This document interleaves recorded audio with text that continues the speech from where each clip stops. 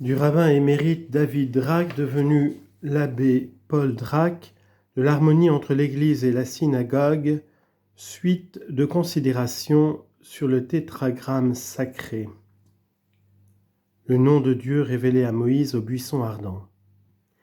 Le Talmud, traité Sota folio 38 recto, attribue ce raisonnement, si l'on peut appeler cela raisonner, à Rabbi Yoshia qui ajoute « Et où viendrai-je à toi pour te bénir ? Dans le temple de mon choix, de Jérusalem, là je mettrai la mémoire de mon nom dans le temple de mon choix. » 6.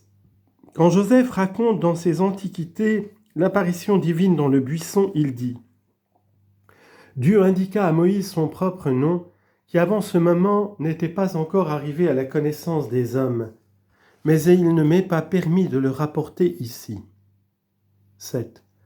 Philon, en parlant de la lame d'or qui servait comme de diadème au grand prêtre, s'exprime en ces termes. Elle portait gravées les 4 lettres du nom que cela seul avait la permission de prononcer et d'entendre dans les cérémonies sacrées ou dans le temple, qui avait les oreilles et la langue purifiées par la sagesse ou la sainteté. À tout autre, cela était défendu en toute manière et en tout lieu. Les théologiens appellent ce nom tétragrammaton. 8. À l'occasion du fils d'une femme israélite qui a prononcé le nom en proférant des malédictions, Lévitique chapitre 24 verset 11, Philon dit « Ce nom que tous, excepté les plus vertueux qui sont arrivés à une sainteté consommée, ont défense de prononcer même en bénédiction. »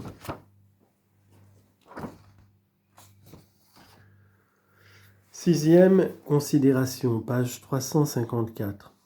1. Nous avons vu que Zeb affirme également que le commun du peuple ne pouvait pas prononcer le nom tétragrammatique. 2. Théodoret, question 15 sur l'Exode, dit « Les Hébreux appellent ce nom ineffable, car il leur est défendu de le prononcer avec la langue. » 3. Photius, traitant du passage du Lévitique chapitre 24 verset 15, qui défend de prononcer le nom Jéhovah, dit « Voici ce que veut dire prononcer le nom du Seigneur Dieu. Il était défendu absolument aux Juifs de prononcer par les lèvres le nom de Dieu, car ce nom était entièrement ineffable, ne devait pas se proférer. Les grands prêtres seuls étaient exceptés, ils conservaient avec crainte et vénération le dépôt de ce nom divin. Les lettres qui le composaient étaient au nombre de 4.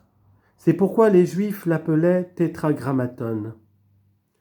On dit donc que par blasphémer et nommer Dieu, les Juifs entendaient prendre sur les lèvres le nom ineffable et surtout le prononcer de la manière vulgaire. On lit en note. Quelques lignes plus haut, dans un passage que nous n'avons pas transcrit dans la présente citation, parce qu'elle n'a pas un rapport direct au sujet que nous traitons dans ce paragraphe, Photius avait dit que les Juifs écrivaient le nom divin avec des caractères non communs. Ces caractères appartenaient à l'écriture sacrée, différente de l'écriture commune, ou profane, que nous appelons numismatique, parce qu'on n'en trouve plus de traces que sur les médailles juives anciennes, vraiment authentiques. Les Juifs, comme plusieurs autres peuples de l'Antiquité, avaient ces 2 sortes d'écriture, ainsi que nous croyons l'avoir établi dans notre dissertation sur l'inscription hébraïque du titre de la Sainte Croix. Fin de note. L'un et l'autre étaient punis du supplice. 4. Saint Jérôme était trop instruit de la tradition judaïque pour ignorer la défense faite aux Juifs de prononcer le tétragrammaton tel qu'il est écrit. Aussi dit-il dans son commentaire sur Ézéchiel, chapitre 16, verset 12, « Signum Dominicae sanctificationis, nomen est omnipotens Dei, quod quatuor litteris Hebraicis scribitur, et apudeos vocatur ineffabile, dum nomen eius non potest dici. » 5. Les rabbins ont toujours enseigné que celui qui prononce indûment le nom ineffable cause un violent ébranlement depuis le haut du ciel jusqu'aux entrailles de la terre. Les anges, s'apercevant un jour que leur demeure éprouvait de grandes secousses, s'informèrent de la cause de ce tremblement du ciel. et on leur apprit que dans ce moment-là, un tel prononçait témérairement le nom vénérable de Jéhovah.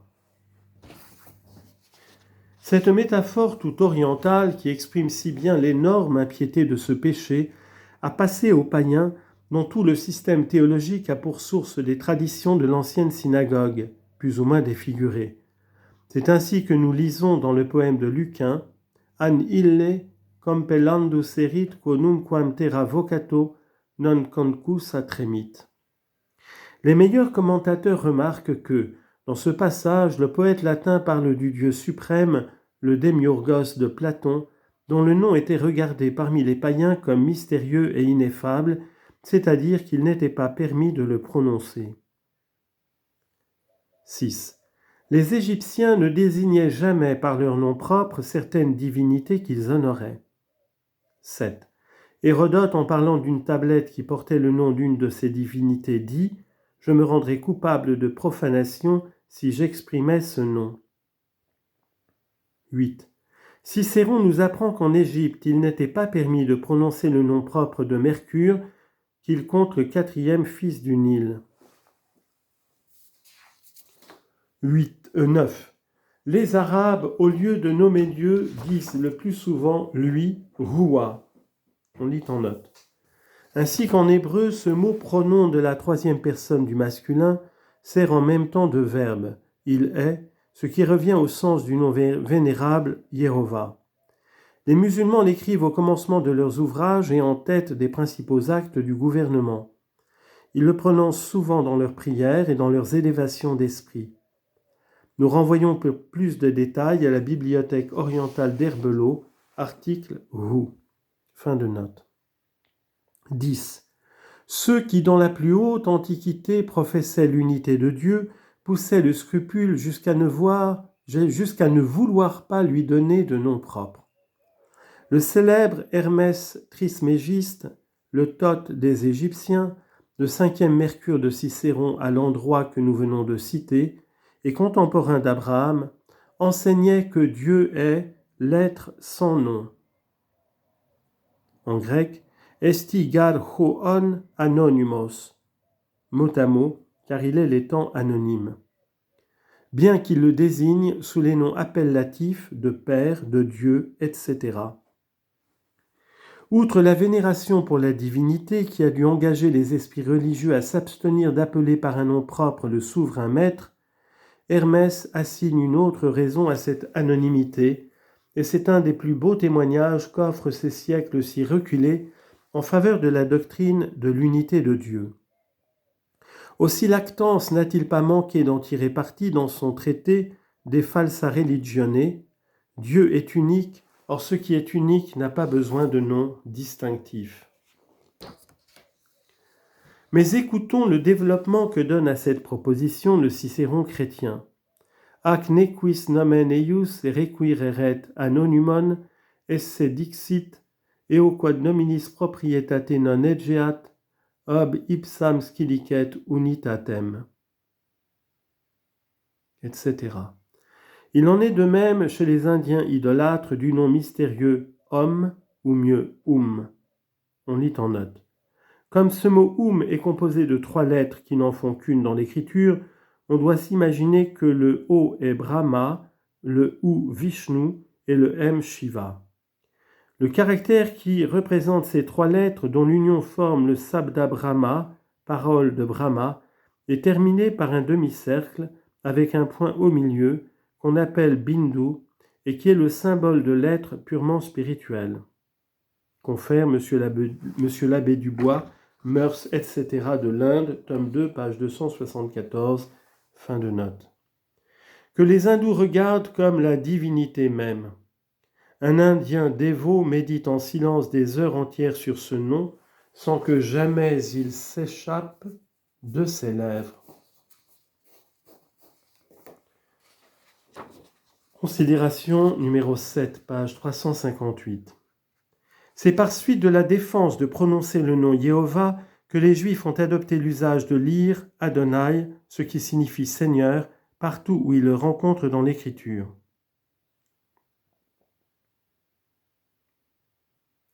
car ailleurs ils ne se permettent jamais de l'écrire. Nous avons déjà vu plus haut, page 325, que d'après le Talmud et par prescription formelle de Dieu, le nom écrit par Yod He Vav He, que les rabbins désignent communément par les deux premières lettres Yod He, doit se lire comme s'il était écrit par Aleph Dalet Nun Yod, c'est-à-dire Adonai. Celui-ci est également désigné par les deux premières lettres Aleph Dalet. Si dans le texte il est immédiatement précédé du mot Adonai, ils le lisent Elohim qui signifie Dieu, Adonai Elohim, comme en Deutéronome chapitre 3 verset 2, Amos chapitre 3 verset 13 et fréquemment dans le livre d'Ézéchiel. Saint Jérôme n'ignorait pas cette lecture. Et qu'est-ce qu'il ignorait ?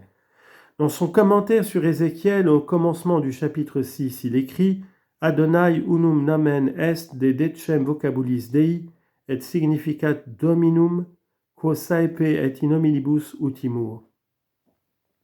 Quando duo domini et domini iuxta sunt nomina prius nomen commune est, c'est-à-dire Adonai, secundum proprie Dei, quod appellatur arreton, id est ineffabile, quod et scriptum fuit in lamina aurea, quae erat in fronte pontificis. Toutefois, de loin en loin, lorsque l'occasion l'exige, les Juifs de nos temps ne font pas difficulté de lire le grand nom tel qu'il est écrit Yehovah. Les missionnaires jésuites du siècle dernier, Gozani, Domingue, le savant père Gobil, nous ont fourni des renseignements précieux sur les Juifs qui se sont établis en Chine vers l'époque de la ruine de Jérusalem. Il paraît que, de temps à autre, ceux-ci prononcent aussi le tétragrammaton, puisqu'on a remarqué qu'ils le lisent Chotoy. On dit en note. À la manière des Chinois, ils donnent au D dalet le son fort du T. Il est à remarquer aussi que les Juifs chinois, comme leurs coreligionnaires d'une grande partie de l'Europe et comme les Syriens de la Syrie orientale, prononcent le Kametz O. Fin de note. Mais ordinairement, il le remplace aussi dans la lecture par Adonai, qu'il prononce Etunoi ou Chotanoi. Dans le fragment grec d'Evagrius que nous avons déjà cité, il est question du tétragrammaton qui est ineffable pour les Hébreux.